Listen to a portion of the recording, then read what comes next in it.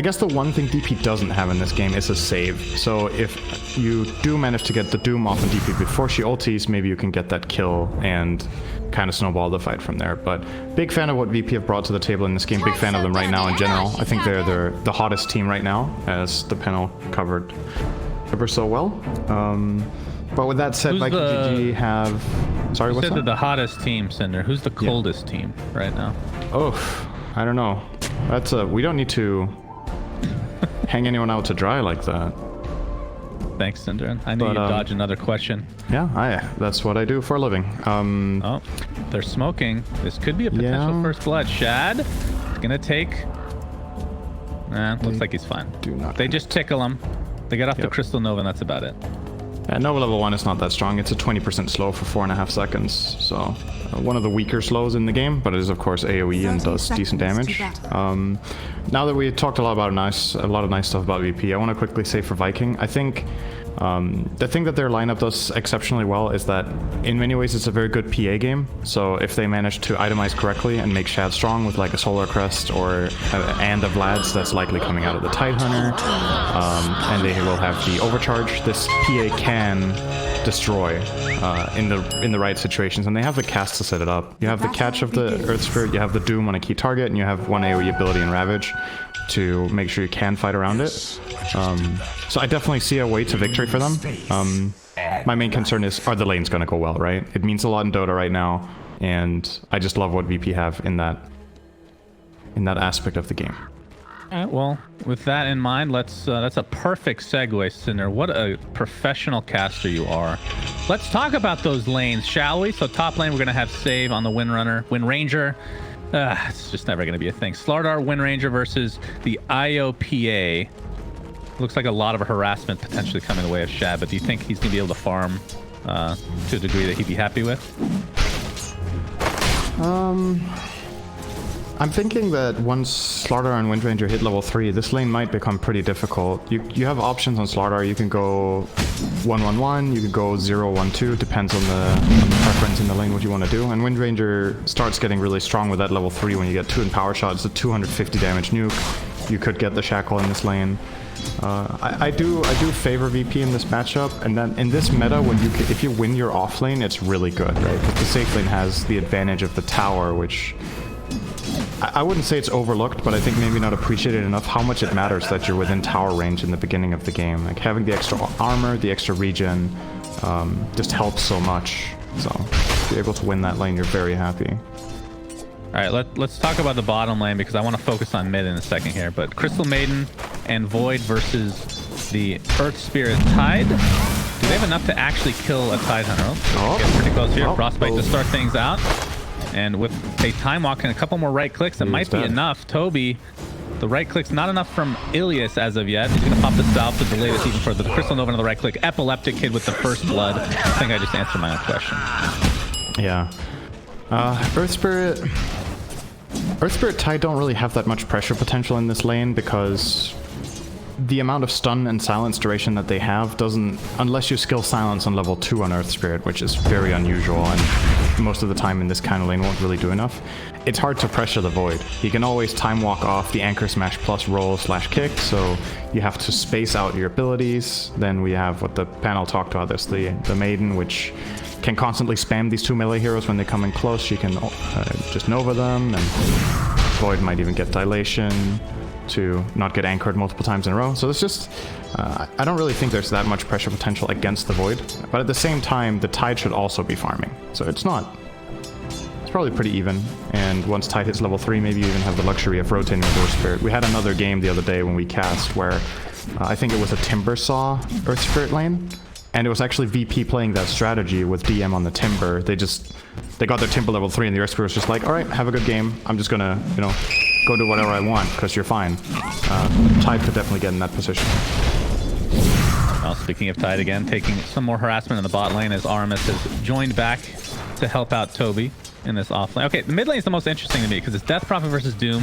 Typically, Death Prophet is going to be fighting its melee heroes, but looking at the CS, it's pretty close. Boom has also gotten an ice armor creep, so won't have to worry about as much physical damage right now as he's going to take Spirit Siphon in the face. What do you think of this matchup? It's not something we see all too often these days. I think it's relatively heavily DP favored. Maybe I'm a little bit biased in that, and I overestimated slightly. Yeah, the Doom CS is okay, but let's remember at least one of his creep kills is a Devour in the jungle, and he has 1 deny against 8. So DP is going to get a pretty sizable experience advantage, currently up by half a level, minute 4. I would say I would favor DP in this lane every single time, no matter what creep Doom gets, but I think good news for him, this might be the best one he can have, is that ice armor. So at least that's something now. The double damage will spawn bot rune as bot as well. GPK looking for it, but Armish is just going to take it away. See if he can use that to his advantage to potentially get a kill in the bot lane. But either way, you're right. I mean, Boom should be losing this lane, but not losing it as much as I thought he would be for sure. Being forced out of lane for now, has pretty much no regen to speak of aside from the old Devour and whatnot. Yep. Curious to see how he's killed mostly the denies.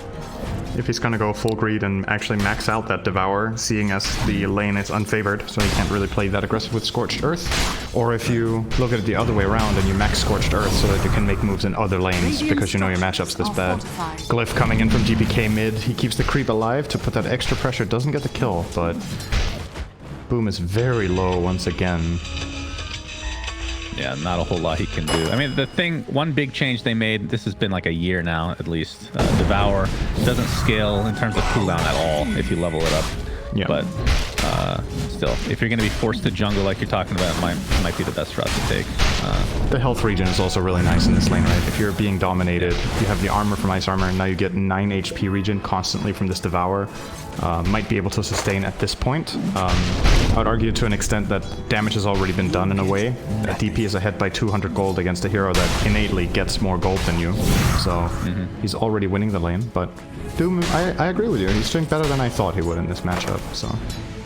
Like, the panel was talking about how it was kind of a deny pick because it would have been a really good one for VP. How do you think this fits into Vikings lineup? As we're going to have to hold that thought because Exorcism is popped in the mid lane. Oh, Boom. Looks like he's going to initiate him by save. This could be an easy kill, and it is for VP. And with this Exorcism, I don't think that Viking can really stay here. They're just going to get chased off. Aramis doesn't have any way to get away as of right now, so he's just going to get Spirit Siphon and brought down. So 2 easy kills for GPK, and the tier 1 tower is going to take heavy damage, if not fall. But the fortification is popped.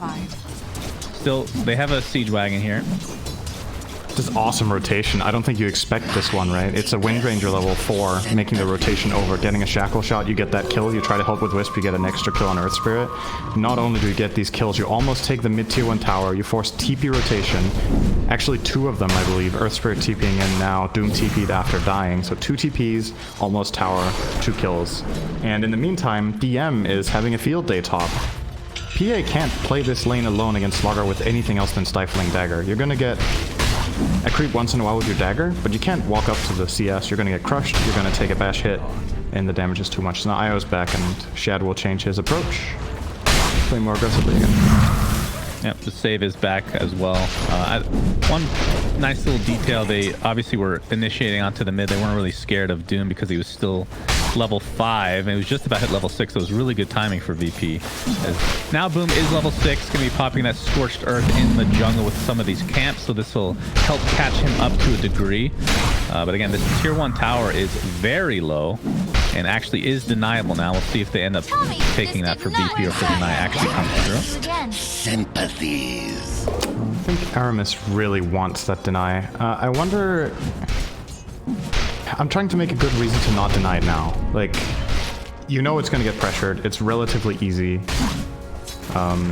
Your heroes might not be ready. Yeah, there's the value of having the tower right now, so you can TP and maybe make a move, but if your Doom isn't interested in being there, is it even worth it? Radiant's middle tower. Bottom lane, Crystal Nova. We still have a Chronosphere if needed, and GPK has come as well. So with that Spirit Siphon should ensure yet another kill for GPK. He is 3-0 to start things out. And you're right, the tower's still not denied. Let's see what they have plans for here. There's no Treant Protector this time around. What if there was a creep, that healing creep that heals for like 2 health? What if you could heal towers, Syndrome? So Doom's entire purpose in life is to sit next to the tier 1 tower and heal it by 2 every second. What do you think, buddy? Stick to Valorant, buddy. Okay, sounds good. Watch that be in the next update, by the way. how many of my suggestions have been in this freaking game. Is the tier 1 tower is attempting to be denied, but GPK is just going to take it for himself. So they waited a little too long, Synderin. Yeah. Again, I just feel like this is inevitable, right? Are you trying to bait something by leaving this tower there, or are you like hoping they're gonna come push it and you take a team fight with Ravage? You haven't skilled Ravage, or you didn't have it yet. You haven't skilled Doom yet either, so you didn't really have the tools to defend it. So in my opinion, just get rid of it, move on. But they leave it for GPK. He's getting really, really big on this DP, by the way. Having a great game so far. Only 1k gold lead, but it is of course against Doom, so in reality maybe a little bit more if you think about power levels, if you will, or whatnot. A 5-0 advantage for VP. I'm looking for what's the first move for Viking, right? We haven't really seen them try to do any aggressive movement at all. That's kind of the issue you have when you put a Doom mid and a Tide offlane, right? You have these two melee boys that need some time. So who does your Earth Spirit really play for? I'd love to see them take some initiative with the first Doom usage sometime soon, perhaps, as they just full-on concede their top tier one as well. Indeed. It's Kobe might be in some trouble. Of course, epileptick doesn't really have a whole lot of damage to speak of because he's going for Midas. Actually just purchased, but with the chrono into the freezing field, more than enough damage. Actually, GPK came just to steal that kill. He's like, guys, I'm on a killing streak. I need to continue this. Please, thank you. make sure that less heroes in your team get streaks, so that if you die and lose a fight, it's only 1 streak instead of 3. Very next level. Great. That is next level. Yep. Absolutely. This'll come in handy. Bounty rune time looks to be a 2 for 2. No, 3 for 1 actually. DM will get the top one on the offlane side for the Radiant. So another victory there for VP. I'm looking at Vikings lineup now and I'm like, okay, what's the move, right? You're probably not happy if this just keeps on going. Their PA is not getting farmed enough that that's fine. So you might have to either try to bait, where you have a Ravage relocate play, or you need to take the initiative with Doom. I think those are the 2 options. So smoking up the Doom plus Earth Spirit could be a way of finding that move. Is that a tome coming for Earth? It is. I think that is go time. They want that level 6. They're going to rotate to bot, and they're going to try to make a dive. See if VP are ready for it. He's not waiting for the... Okay, he's going back for the courier. There's the level 6. So Magnetize is now online. All their team fight technically available. Of course, like you said, PA... not very farmed right now, so probably will not participate in any incoming fights unless he really has to. But this tier 1 tower is going to be pressured, and it looks like VP is just going to to give it up. They know what's happening. Talked about, yeah, it's kind of orchestrated here. Epileptick with that Midas now, so he's just farming for the late game, and would likely not want to participate in fights if he doesn't have to either. You brought this up early game. Roshan is a huge deal. Yeah. And VP are almost guaranteed to get it, especially if they have the lead, because they just have a better lineup for it. But if Viking can somehow sneak that in at some point, but again, PA with no damage is going to be really difficult to do. But denying that, Roshan would be a big deal overall. Yeah, if they get it as Viking here, it's because they steal it. You can't realistically commit to Roche until PA has probably at least 1 major damage item after Battle Fury, or you flat out just win a team fight. Super convincing, like 5-0. Because Doom is not a very good Roshan killer, Tide is not a very good Roshan killer, you have no medallion. The only thing you really have is an overcharged PA, which is definitely decent, but the damage just isn't there yet. Aramis top is being hounded. I don't know if they want to try to go for this. Doesn't look like it. Like really juicy bait from VP's perspective, so maybe they're going to play this one a little safer. GPK still with that killing streak. Doesn't have anything equipped to show off the killing streak. That's kind of unacceptable. They're going on Aramis. Blink dagger reveal. There's the jump in. Blink dagger reveal. DM. Been able to clean him up very easily. Double TP here. Boom. Gets off the Doom onto Slardar. So this might be a trade which is definitely in favor of Viking. They're able to get this off, and they will. Very slow. Extremely slow kill. Because I don't think 1 crit came by for PA. But they'll take it. And then back Chad goes to farming. It looked like VP had a pretty clear play call there. We're going to go for this play. If they TP in, we back off after. And DM couldn't get away, but they forced out the Doom. So now they feel confident going on Toby top with the DP plus Maiden. And he's dead. Yeah. Oh, that was a celebratory freezing field if I've ever seen one. But indeed. Well, he got scared because the Frostbite instantly was dispelled by Kraken Shell, but no. Hey. Guess what's not dispelled by that? Spirit Siphon, which is a big reason that DP is so damn good against this hero. Very true. Still only level 1 exorcism, so we'll only be able to pressure this tier 2. I assume that Viking will not give this one up for free. But the exorcism is about to end, so I doubt they will continue on here.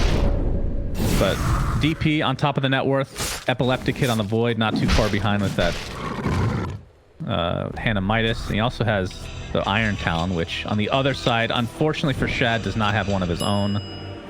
Big discrepancy in carry potential here, Sinner, because of that Iron Talon.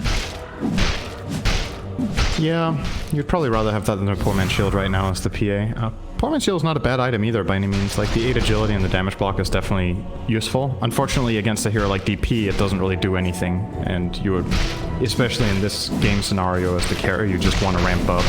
And in the meta right now, it's a lot for the carries about just finding that first 1 or 2 big items. And Iron Talon is kind of just your go-to every single game on every carry if you can get it.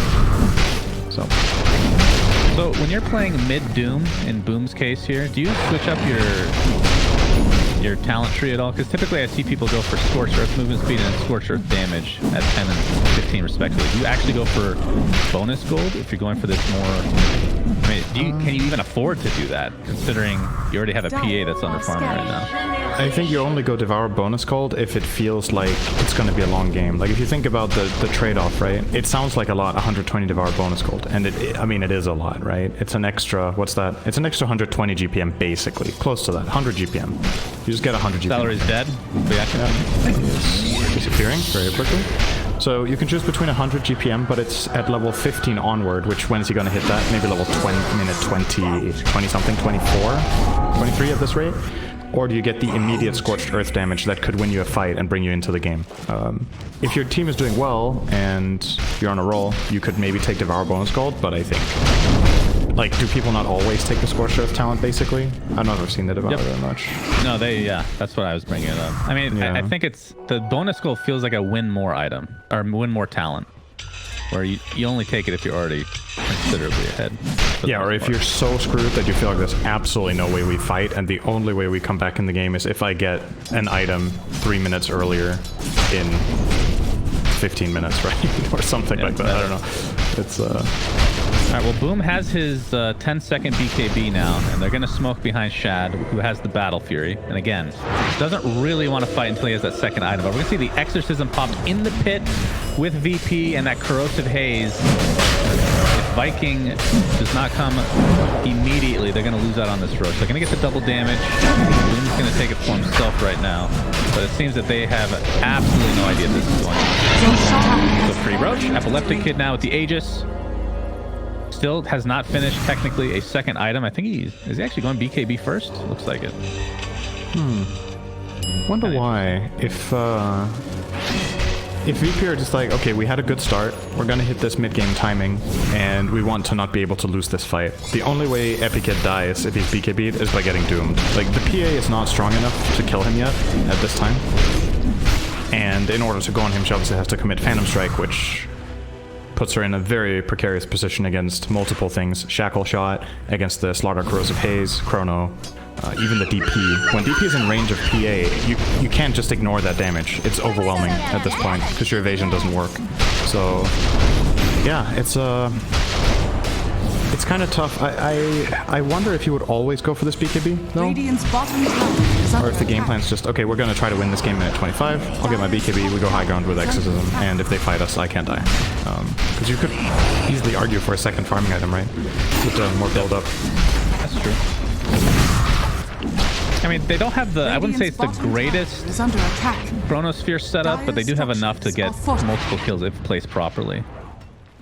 As long as Exorcism and CM are on the outside. As DM's going to cancel this TP. Actually, Boom cancel himself, but he's going to find his way to the grave one way or the other. Although, IO, all right, well, nice if the save. fountain is the grave, then you're right. But you will live. Next patch, just wait. I got a little inside information. Relocate kills tethered.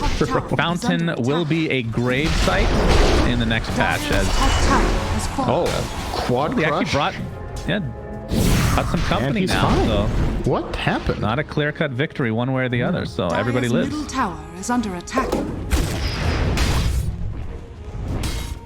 But still, 5k network lead for VP, and this tier 2 tower looks to be next on their list. Exorcism's up in about 5 seconds. Yep. And Ravage is down for another 60. So it's going to be a bit here before they can fully fight. Yeah, they're just going to commit into this. Use their Aegis, use their Chrono. There's a Blink Dagger on the Wind Ranger, which should likely set up for at least a one-man Shackle shot. And by that, I mean one person to a tree, not one person to nothing. That's not really very good. But I feel like I've been one-man Shackle shotted before, so I wouldn't throw it out there as an impossibility. There's a mango tree here, actually. It's taken out. That was a... Huh. Can you explain to me why some pros put the mango tree not in base? Is it just that you can't find as much value from using mangoes throughout the game, so you want the vision factor, even though it's literally right next to a tier 2? I mean, if you think about it, the further out on the map you get it, the more accessible the mangoes are while you're crossing the map. So having it in base is the safest location to get the mango value, but there's something good to be said about placing it at strategic positions, like at a high ground where the enemy team is likely to invade. Then you basically have a free ward. Or at this tower, it gives you a really good chance to flank because you get to see around the tower like you had a ward there. Unfortunately for Viking, though, they're not able to fight at all. But I think it's cool to see when teams don't just plop it in base every game, because I think the item has more uses than that. It's high risk, high reward, right? Let's call it that. Yeah. You could just lose it, but fair enough, Cinderin. That's its value. GPK's Exorcism's down. The tier 2 tower obviously taken out as well. So tower advantage continues to grow in favor of VP, which makes sense with this net worth lead. This DM is going to pop into the eyes of IO, and this looks to be a very, very easy pickoff. I believe IO does have eyes. That's in the lore. You can look it up anytime you like. Time is money. And 10-1 advantage. Viking just feeling like they just can't fight. Oh, I mean, they have the 11-1, I think. On Chad. Did he not see him? I did see him. Wait, did he? He doesn't want to use his invis on that. He wants a bigger fish, literally. Looking for Tide top. That is a luxury you have when you're up 5k. Like, I don't want this kill. I want a different one. Toby hiding in the trees. He's still working on his Blink Dagger, not too far away. So dying here would be a bit of a setback for sure. All right, so tell me this. You're a master of lore, right? No, I'm not. That was... How can Slaughter not see Tide there? Did he not take the night vision talent No, in there it's that he just used he's to have? so big. Like, how can you not see him? There's like a little bit of a line through the trees there. That's not lore. That's physics. Dota is different in the... I don't know if that's physics either, but let's say it's physics. It's science. It's science. It's something scientific. Oh, Shad's going to run right into Ilias. Ilias is just going to stand there, that just showing his prowess as a Crystal Maiden. Not scared of a PA right now. I'm not going to go for it. So is this go time for Viking? Now that Toby has his Ravage back up, he's going to have Blink. It's in his inventory, actually. And Shad finally has that second item. Yeah. It's probably the best timing they've had so far in the game, because all of those things combine, right? Like you said, Dagger Tide, Doom is BKB, enemy team just lost Aegis.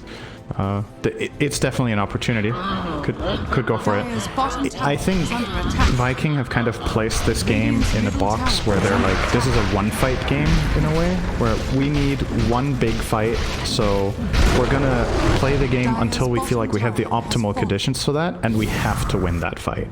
So if they don't feel ready, if they're like, nope, we also want a BKB on PA, then they're gonna wait for that too. I will tell you, it probably feels weird playing Tide and Earth Spirit with 0 assists minute 22, but the fight might be brought to them. All right. They absolutely blow up Epileptic. It looks like VP had the advantage to start things out. They knew that where everybody was, but great Blink Ravage. Just a blink of an eye. Viking able to get 2 kills. Yeah. They can follow this up with any more. Boom wants to continue on. The tier 1 tower is still in their way.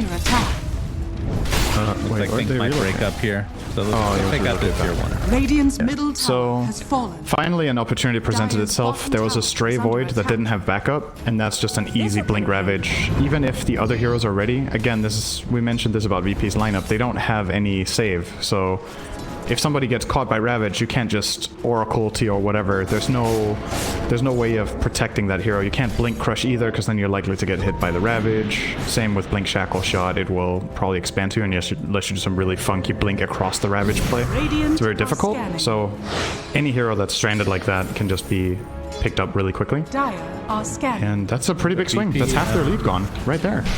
One move. Yep, that was definitely big. I want to talk about this Aegis in a second. Aramis is done. They took, but yeah, Aramis is gonna actually find his way to the grave, predicting this death, Cinderin, and I will be successful.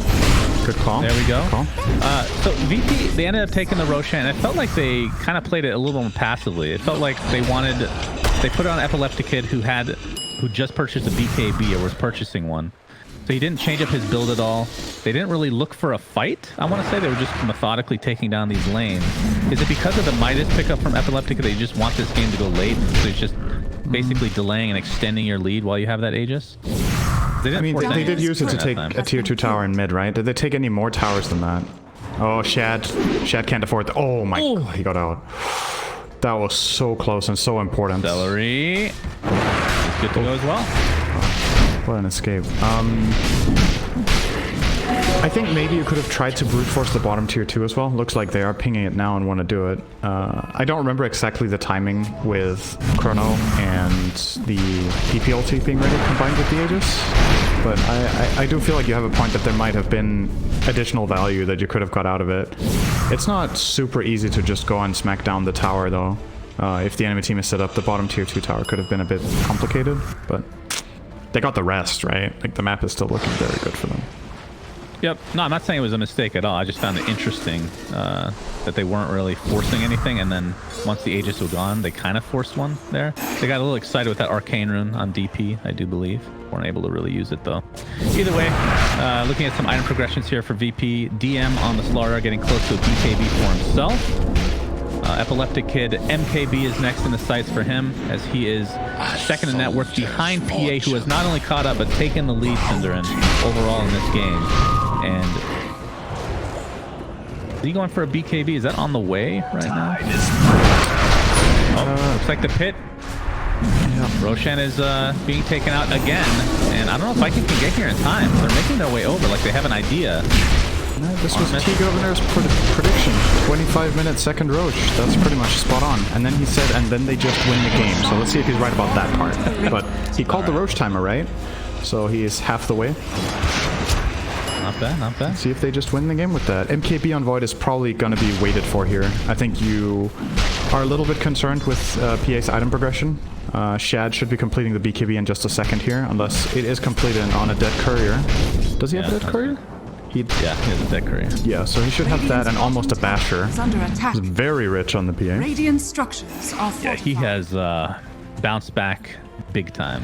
Working with the install right now, has the Vampire Fangs in his backpack in order to lifesteal during downtime and whatnot. But Cheese and Aegis. So Cheese on GPK. So even if he's in a bit of trouble, he can always Yules into a Cheese to save himself if needed. Obviously has the plate mail now. So Shiva's is pretty close to actually being finished. That's so funny to me. Yules into a Cheese sounds like some sort of magic spell where you just become Cheese. It's a new artifact card that's coming out. Oh, wonderful. Yules into Cheese. It's a combo. It's a dual color card. Yeah, it's really good. I made that up, by the way. I know you think I'm being serious. Yeah, I really do. I can tell when you don't understand the context of my jokes, you know? So I just have to explain it. Like when people think that you and I fight all the time, that we hate each other. Like, yeah, we continue to work together year after year. But yeah, I fucking hate Cinderin. The money's just too good, man. I can't say no. What am I supposed to do? Too much money to turn down. What can we say? That's got to be it. By the way, he did go Devour bonus gold. Yeah. After talking about that. Yeah. We'll be going for that. I think, again, like we talked about with the... You're gonna have to hold your horses, Cinder, and Armis is that... Okay, you can continue. Yeah, he died very fast. Often how it seems to go when Slaughter jumps people. There's something about that hero that just kills people. So you're saying that hero may or may not be nerfed. Have you seen the patch notes ahead of time? Entirely Are you possible. leaking it? Yes, I will leak it. The game will change. Wow. There you go. That's... Yeah. Ice Frog is gonna cut you off forever now. That was private information. In all seriousness, though, the Scorched Earth, right? It kind of fits that story that we were talking about when you would take Devour bonus gold. It really feels like a talent you only take if you're either mega ahead and feel like you don't need the Scorched Earth damage and you can just get bigger, or if you're avoiding every fight for a long time. They've got 3 kills in 30 minutes. It looks like they're going to keep going for that. They're just going to keep building up the bank. and try to get bigger items for they're later. not even, I mean, the score line can be a bit deceiving because the net worth is not, I mean, 4K lead is decent at this stage, but it's not insurmountable by any means. It's not It's huge against at Doom. all. It's always a bit dangerous with those metrics, right? It's like saying that an Alchemist is okay because you're only 4K behind. But if you're 4K behind with Alchemist, you're mega behind, right? Because you have to be ahead. Doom is still 28 minutes in. He's still 2K gold behind Death Prophet. So, yeah, just in raw numbers, it doesn't look too bad. But if he didn't have the Doom ability, it would be a 7 or 8K lead. The Doom ability accounts for a lot of the gold here. So they're definitely still behind, but... Couldn't tell which way you were going with that, but obviously Doom can delete pretty much anybody in the right situation. But now they're using this Aegis to pull through. Late on that TP, DM will chase. That TP, DM looking for Shad. Celery does have his ultimate, is popping it now, so Shad should be safe. Away they go. Might cost Io his life, but well worth it for sure. Not only going to cost 1 life, but you save the PA, you save your tier 3 potentially in the bot lane, which is now full HP. Thanks to the repair kit, and all it costs is Celery's life. So I think, again, like this whole trend of Viking not wanting to take fights, they use its perfection here. Of course, repair kit does help, Syndrin. It does, and again, they're just delaying the game. It's honestly very interesting to watch this game because this is something I think is difficult in this patch in general and has been for months, is to avoid fighting in this patch. Usually it feels like you get forced to do it at some point. You have to take that inevitable fight. But Viking have managed for these 30 minutes to, with the exception of one Ravage that killed a Faceless Void, they've barely pressed a button against the enemy team for 30 minutes. They've just been pushing out waves, splitting up the map, making VP move for them, and yeah, VP get a little kill here or there, but guess what? It's 0 kills on PA, it's 1 kill on Doom. The rest of them, it's mainly supports that have died, and the Tide in the earlier stages of the game got focused a lot.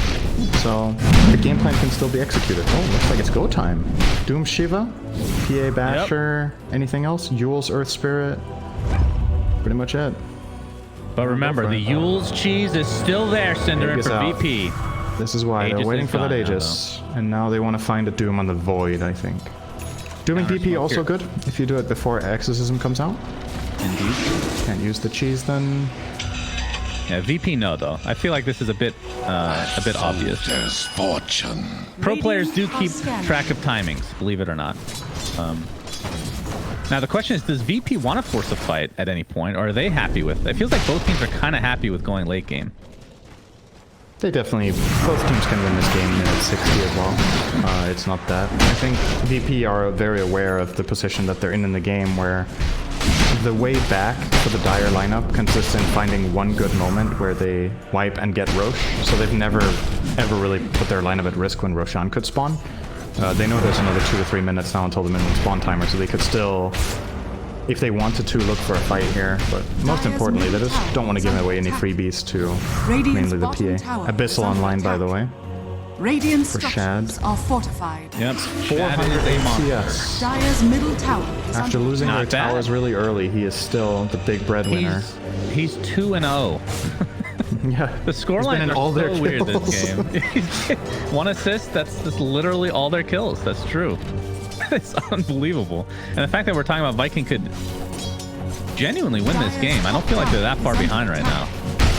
So we'll see how even this game is with the first actual team fight incoming, Cinder. One of these days. Yep. S&Y and epileptick1d, by the way. What do you think of that at this stage? 32-minute S&Y. I guess he wants to turn it into Halberd plus Butterfly, I'm gonna say. So he's just getting it for the immediate value and then he's gonna disassemble it.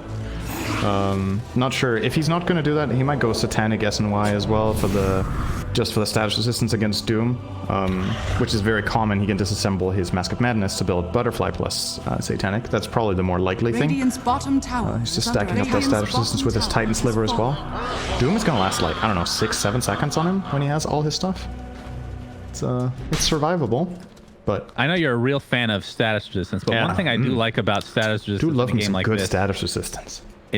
I'm actually a fan. I don't know if I've ever told you that. I've been too ashamed of myself to admit to you publicly that I do like status resistance. When it was part of like HP, that was a whole different story. Like that, I didn't like that very much. But regardless, not having to go something like Lincoln's against a Doom sounds kind of cool, man. Finally, another quasi solution, if you want to call it that, with status resist. If you just back up on it. All for Doom. That's why I like it. Literally one hero.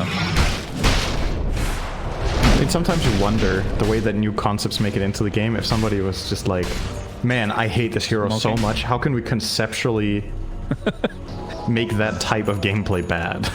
I thought you were going to say they were on drugs, but that also makes sense, I guess. I'm still waiting for them to find out that they actually do hate techies and that the only solution is to either remove it or rework it entirely. But all right, let's put this to bed real quick. It's been common knowledge that Icefrog has always hated techies, right? And people have been saying since Dota 1 that he will delete the... He's not being deleted, okay? It's not happening. Oh, this is a refresher shard Roche. These heroes have been deleted before. I just want to say, not in Dota 2, but in Dota 1 we've had 3 heroes deleted. Gambler, R.I.P. Yeah, and now the Aegis and refresher shard Aramis might have to sacrifice himself because he is late to the party. Exorcism was used. It's a very early exit from GPK. I wonder if they can hit some tower with it. They have a mid-wave, but no glyph, so they can't keep it alive, but the next one's coming. And nobody's cutting it. So. Yeah, I mean, let's see if they can get the tower out. Repair kit was on the Earth Sphere. He dropped it into the fountain. We'll see if somebody picks it up and uses it here. Does just that.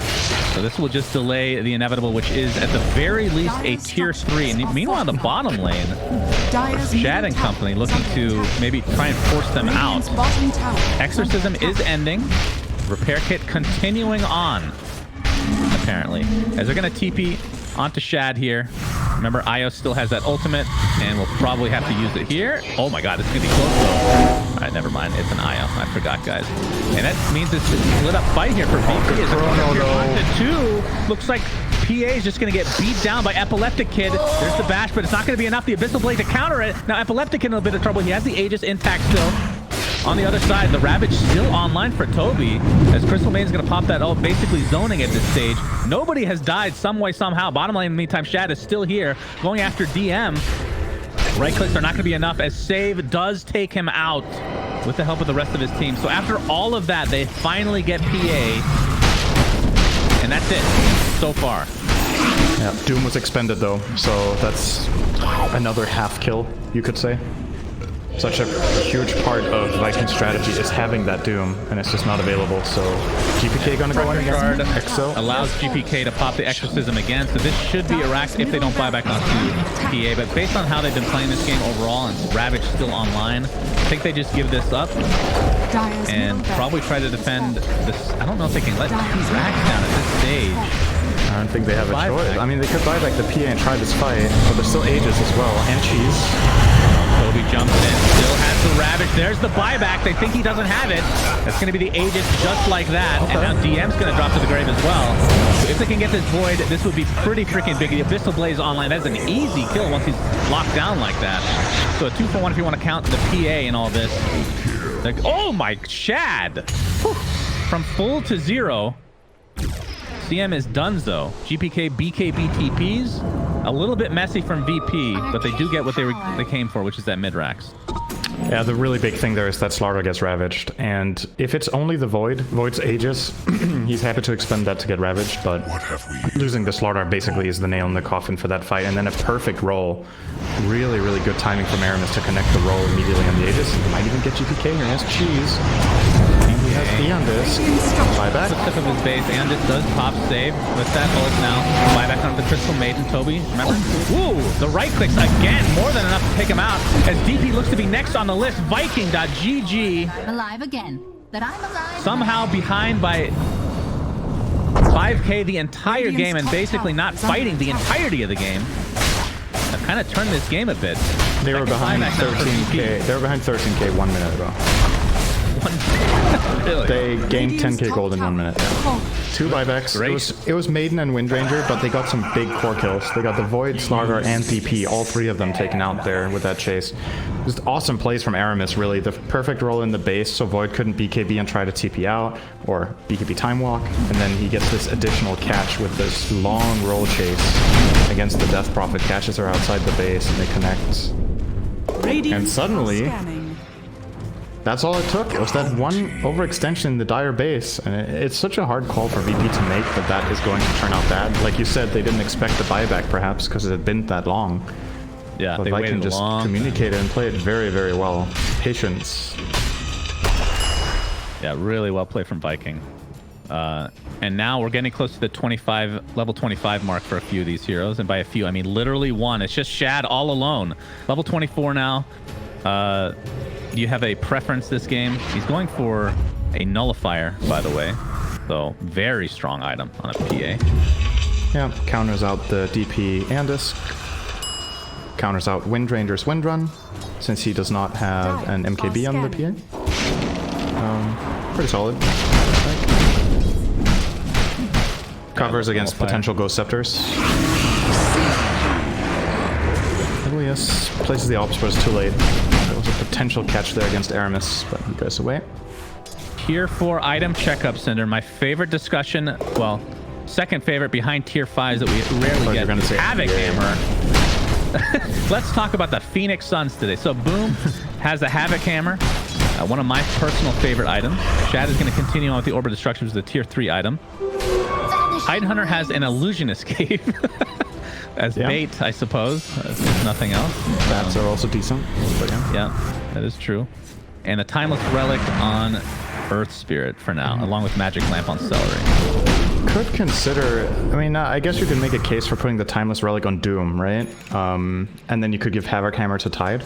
But I think the good thing about having an Earth Spirit is that he has way more reliable spells to use multiple times during the fight, and so the debuff duration of that is more likely to give you some sort of value.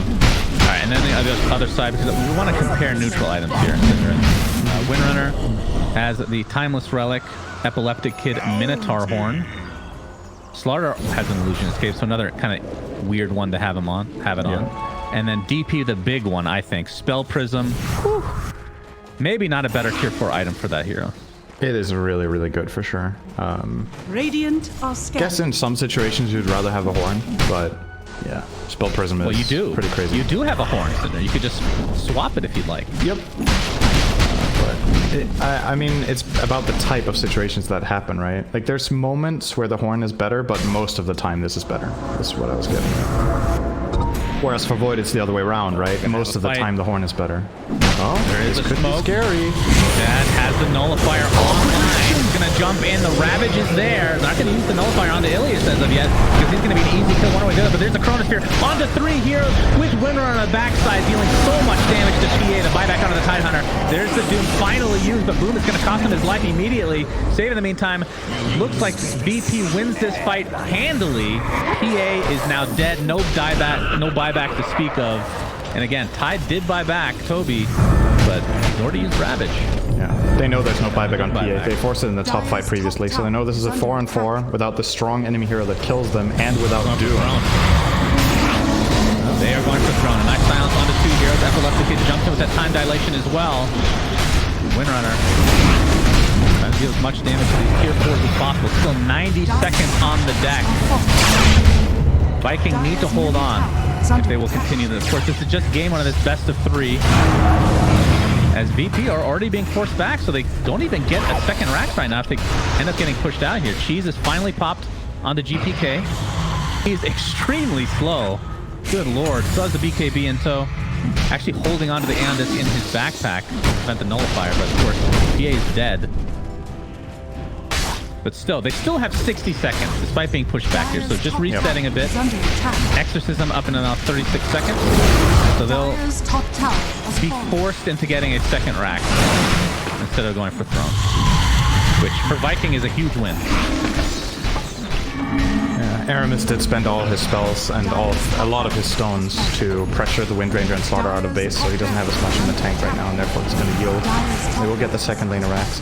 I just want to point out what led to this whole thing. Epi1d was so fast to reacting, so when the smokes break, he instantly time walks away from the Blink Doom, so he already has in his mind that this is what is about to happen. He's planned out this fight entirely. I'm going to be in range to get Blink Doomed, but I will immediately pop out. First, I think he Minotaur Horned the Ravage, and then he time walked the Doom.